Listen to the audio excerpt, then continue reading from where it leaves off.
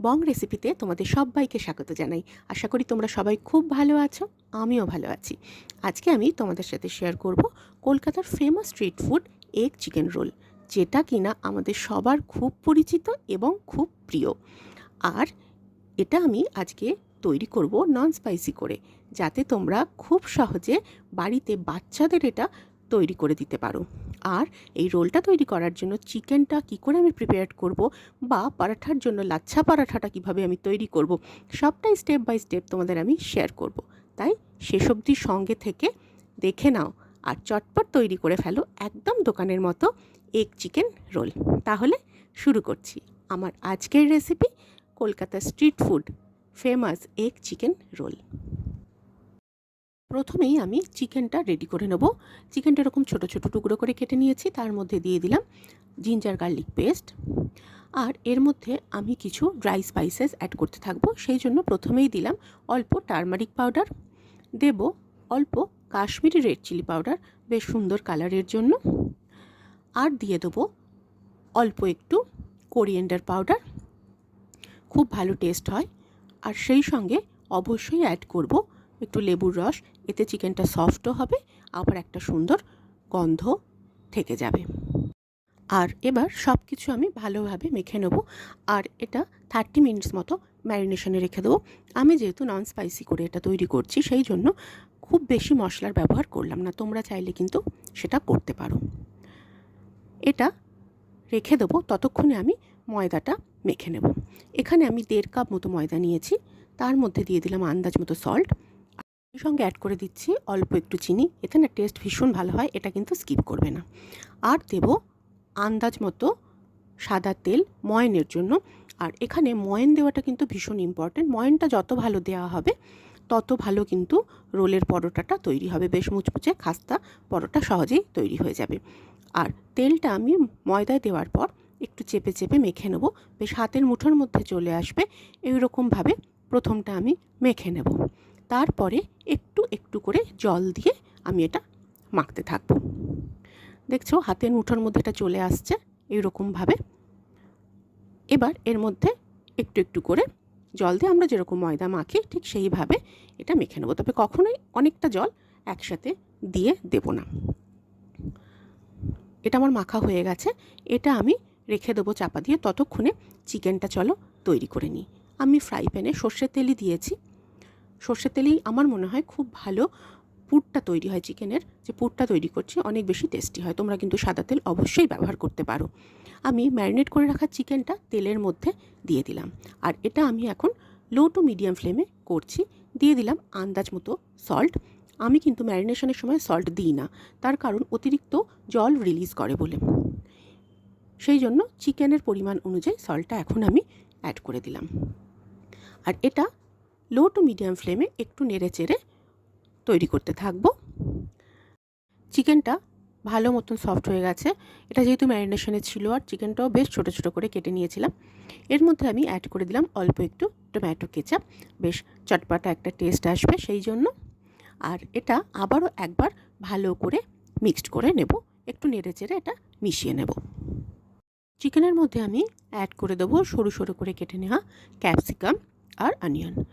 আর এটা কিন্তু খুব বেশি ফ্রাই করব না, তাহলে ক্রাঞ্চি ভাবটা নষ্ট হয়ে যাবে। ক্রাঞ্চিনেসটা থাকলে পরে খেতে কিন্তু অনেক বেশি সুস্বাদু লাগবে। আর এগুলো দেওয়ার পর আমি এটা খুব ভালো করে চিকেনের সাথে মিশিয়ে নেব। আর এটা হয়ে গেলেই কিন্তু আমাদের এগ চিকেন রোলের চিকেন স্টাফিং একদম রেডি হয়ে যাবে। দেখো আমাদের এটা কিন্তু একদম রেডি। এবার আমি ময়দা থেকে রোলের জন্য লেচি কেটে নেব। লাচ্ছা পরোটার রোল করব বলে লেচিটা আমি কিভাবে তৈরি করছি সেটাই আমি তোমাদের সাথে শেয়ার করব, তোমরা দেখে নাও। তো প্রথমে আমি এটাকে বেলে নেব, মানে আমরা যেরকম নর্মাল রুটি বেলি সেই রকম মাপেরই এটা আমি বেলে নেব। আর হ্যাঁ, যেহেতু এটা আমি বাচ্চাদের জন্য রোল করছি, খুব বেশি বড় সাইজের করব না। আর এখান থেকে আমি নাইফের সাহায্যে একটু ছোট করে কেটে নিলাম, আর ঠিক এইভাবে এটাকে রোল করে নেব। দেখো এরকমভাবে এটা রোল হয়ে যাওয়ার পর এটাকে মাঝখান থেকে হালকা হাতে প্রেস করে দেবো। ব্যাস, তাহলেই আমাদের পরোটার জন্য লেচি একদম রেডি। আর এইভাবে করলে খাওয়ার সময় কিন্তু তোমরা লেয়ারগুলো বুঝতে পারবে আর খেতে বেশি ক্রিস্পি লাগবে। আর এটা আমি ভালোভাবে বেলে নিলাম একদম রুটির মতো করে। আর রোল করব সেই জন্য ডিমটাও সেই সঙ্গে সঙ্গে রেডি করে নিলাম। অল্প একটু সল্ট দিয়ে দিলাম ডিমের মধ্যে। এবার ফ্রাই প্যানে আমি অল্প একটু সাদা তেল দিয়ে দিচ্ছি। প্রথমে পরোটাটা হালকা করে ভেজে নেব। আমি অল্প তেলেই করছি, যেহেতু আমি বাচ্চাদের জন্য এটা তৈরি করছি। তোমরা চাইলে অবশ্যই একটু বেশি তেল ব্যবহার করতে পারো। আর ডালটাতেও এটা করতে পারো, তাহলে একদম দোকানের মতো ফ্লেভার বা টেস্ট পেয়ে যাবে। আমি দুদিকেই অল্প অল্প করে সাদা তেল দিয়ে এটা হালকাভাবে প্রথমে ভেজে নেব। পরোটাটা এবার আমি তুলে নেব, হালকা ভাজা মতন হয়ে গেছে। আর ফ্রাই প্যানে আবারও একটু সাদা তেল দিয়ে দিচ্ছি। এর মধ্যে আমি ডিমটা দেব। ডিমটা ফ্রাই প্যানে দিয়ে লো ফ্লেমে এটা রাখবো, তাহলে কি হবে, ডিমটা অনেক বেশি ফ্লাপি হবে আর খাওয়ার সময় খেতে খুব ভালো লাগবে। এবার আস্তে করে ওপর থেকে আমি আগে তৈরি করে রাখা পরোটাটা দিয়ে দিচ্ছি আর একটু হালকাভাবে ওপর থেকে চেপে দেব। একটা দিক হয়ে গেলে এটা উল্টে দেব এবং উল্টো দিকটাও বেশ ভাজা ভাজা মতো করে নেব। একটা দিক হয়ে গেছে, এটা আমি আস্তে করে উল্টে দিলাম।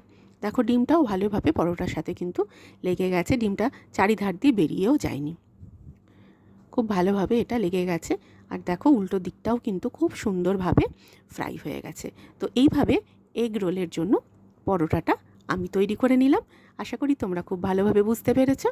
আর এবার এর মধ্যে আমি তৈরি করে রাখা চিকেনটা দিয়ে দেব। চিকেনটা একটা ধার করে এইভাবে দেবে, তাহলে রোল করার সময় তোমাদের সুবিধা হবে। মাঝখানে দিলে রোল করতে অসুবিধা হয়। এই ছোটো ছোটো টিপসগুলো একটু খেয়াল করো। এবার ওপর থেকে আমি ছড়িয়ে দিচ্ছি পেঁয়াজ কুচি, অল্প একটু কাঁচা লঙ্কা কুচিও আমি দেব, তোমরা চাইলে স্কিপ করতে পারো। দিয়ে দিচ্ছি অল্প লেবুর রস। লেবুর রস দিলে খেতে অনেক বেশি টেস্টি লাগে। আর অল্প একটু কাঁচা লঙ্কা আমি এর মধ্যে অ্যাড করে দিলাম।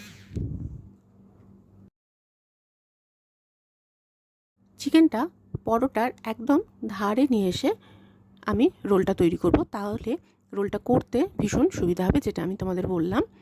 ঠিক এইভাবে আস্তে আস্তে রোলটা করে নেব উল্টো দিক থেকেও। আর একটা টিস্যু দিয়ে এটা আমি মুড়ে নেব। ব্যাস, তাহলেই একদম তৈরি হয়ে গেল আমাদের দোকানের মতো এগ চিকেন রোল বাড়িতেই। তোমরাও যে কোনো দিন এটা চটপট তৈরি করে ফেলো আর আমাকে জানাতে ভুলো না তোমাদের কেমন লাগলো। আর আজকের রেসিপি ভালো লাগলে একটা লাইক শেয়ার করে দিও প্লিজ। আর সেই সঙ্গে চ্যানেলটা সাবস্ক্রাইব করতে ভুলো না কিন্তু।